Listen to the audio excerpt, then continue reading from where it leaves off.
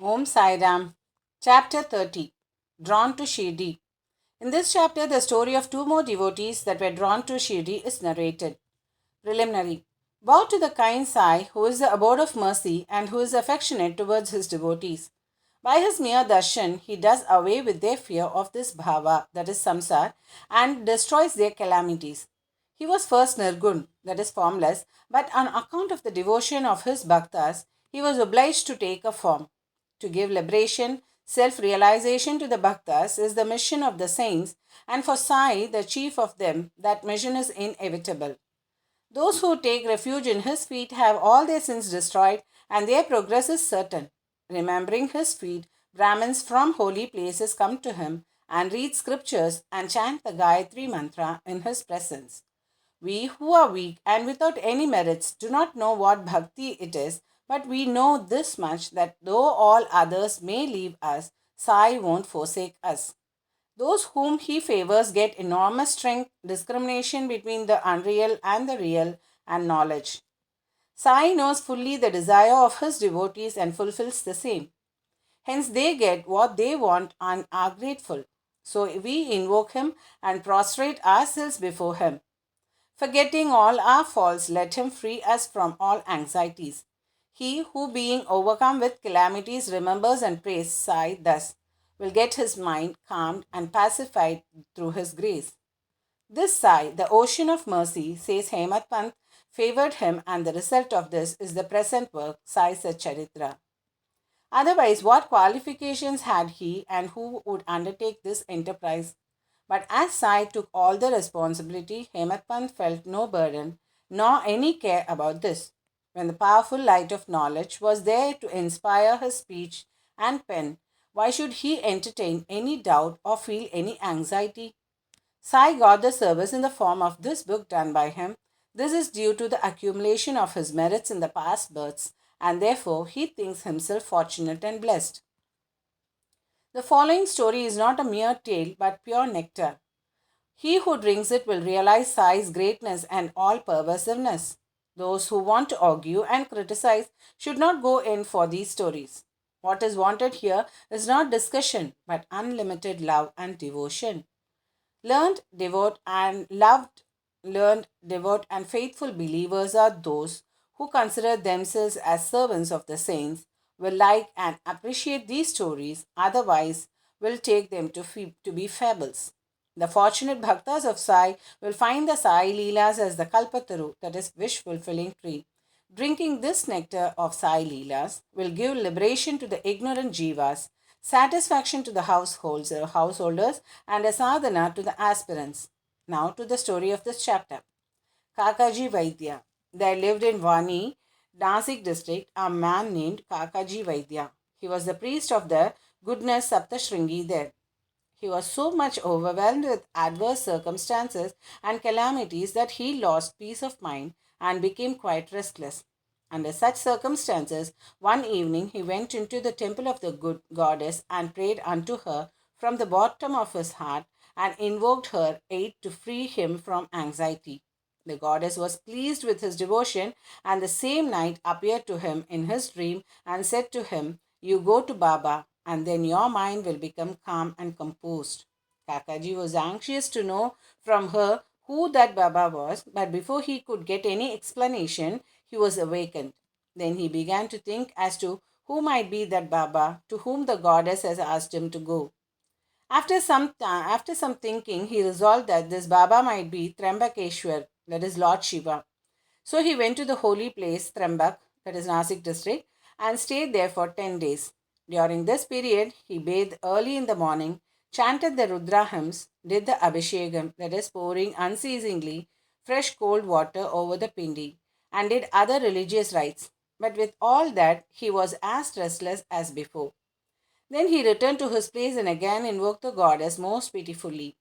That night, she again appeared in his dream and said, "Why did you go to Trambakeshwar in vain? I mean by Baba Shirdi Sai Samarth of Shirdi. Shri Sai Samarth of Shirdi."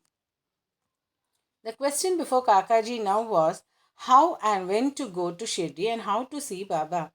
If anybody is in real earnest to see a saint, not only the saint but God also fulfills his wish.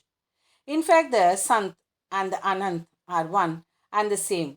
There is not the least difference between them. If anybody thinks that he will go himself and see a saint, that will be a mere boast. Unless the saint wills it, who is able to go and see him? Even the leaf of the tree won't move without his bidding.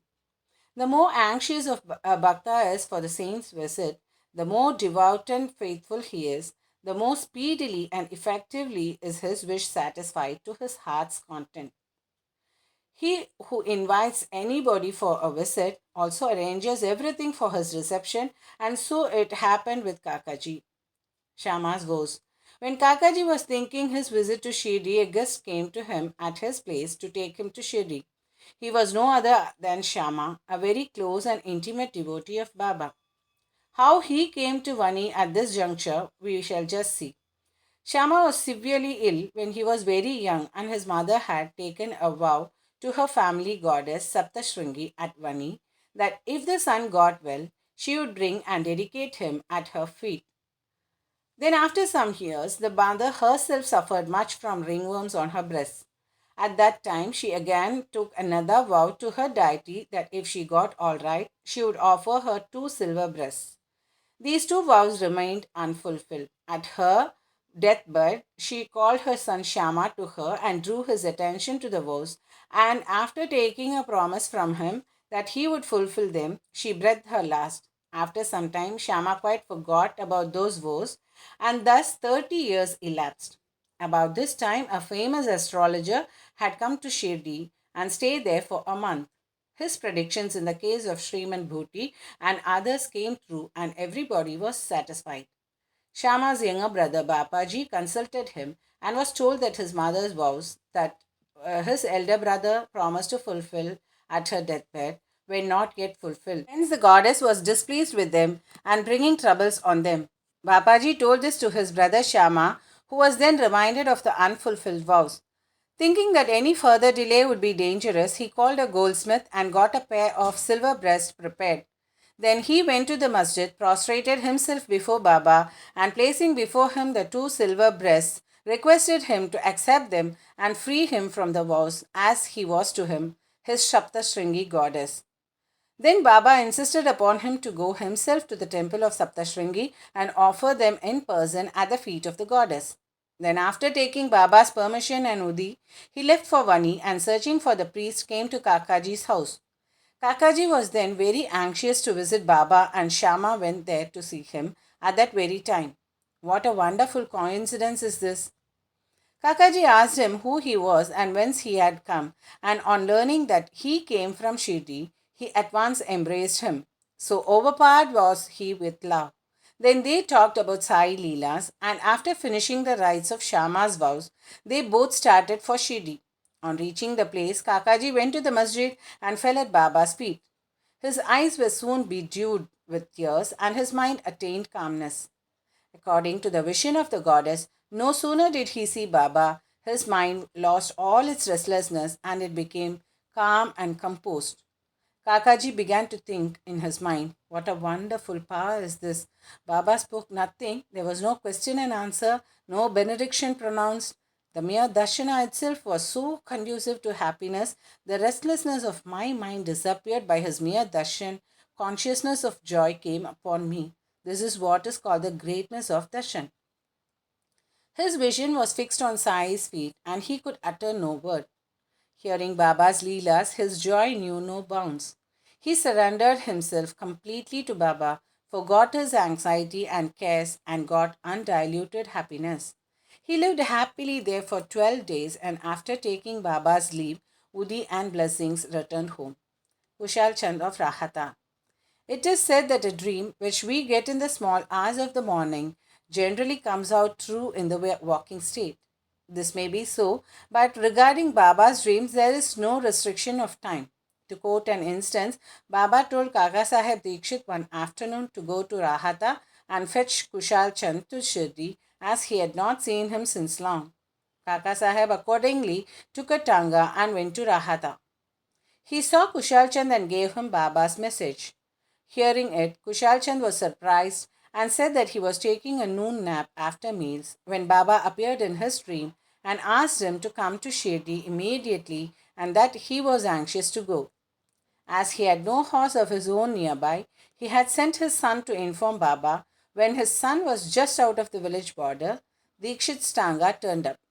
Dikshit then said that he was sent specially to bring him. Then they both went in the tanga back to Shirdi. Kushal Chand saw Baba and all were pleased. Seeing this Leela of Baba, Kushal Chand was much moved. Punjabi Ramlal of Bombay. Once a Punjabi Brahmin of Bombay named Ramalal got a dream in which Baba appeared and asked him to come to Shirdi. Baba appeared to him as a Mahant, but he did not know his whereabouts. He thought that he should go and see him, but as he knew not his address, he did not know what to do.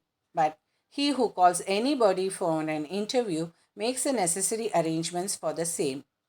The same happened in this case. The same afternoon, when he was strolling in the streets, he saw a picture of Baba in a shop. The features of the Mahant he saw in the dream exactly tallied with those of the picture. Then, making enquiries, he came to know that the picture was of Saibaba of Shirdi. He then went soon after to Shirdi and stayed there till his death. In this way, Baba brought his devotees to Shirdi for darshan and satisfied their wants, material as well as spiritual. Bow to Sri Sai, peace be to all. Om Sairam, Jai Sairam.